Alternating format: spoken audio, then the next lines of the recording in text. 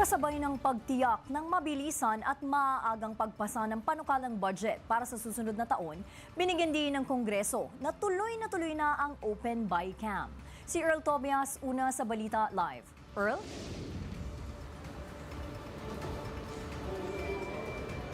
Nudge tuloy ang Open Bycam. Yan ang siniguro ni House Appropriations Committee Chairperson Micaela Swansing at pinag-uusapan na dawaan nila ang operasyon kung paano ila-livestream ang makasaysayang Bicameral Conference Committee.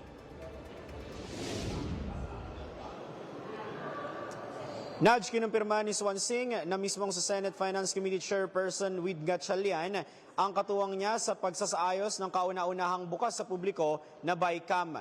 Giit ni Swansing mula pa sa simula ng 2026 National Budget Deliberations, malinaw na ang layunin ng Kamara, gawing transparent ang buong Bycam process.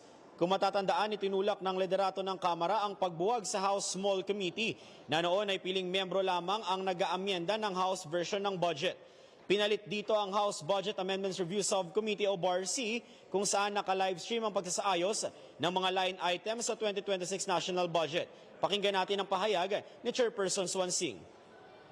The House has always been very firm on our commitment to opening the Bicameral Conference Committee proceedings, more specifically live streaming the Bycam. As early as August, even before the budget deliberations, the House leadership has already made pronouncements with regard to opening and live streaming the Bycam.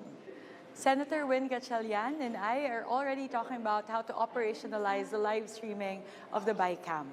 Simulat sa pool ay matibay na ang paninindigan ng House of Representatives patungkol sa pag-livestream ng Bycam. Samantala, Nudge, dahil marami pang mga kailangang tapusing trabaho ang Kamara, kabilang na nga yung napaka-importante na General Appropriations Act para sa 2026 National Budget, ay naaprubahan naman kagabi sa plenaryo ng Kamara yung pag-extend ng legislative calendar at kaya sa halip na mag-adjourn sa December 19, ay makakapagpahinga at makakapag-adjourn pa lang tayo, Nudge, sa December 22. Balik muna sa inyo.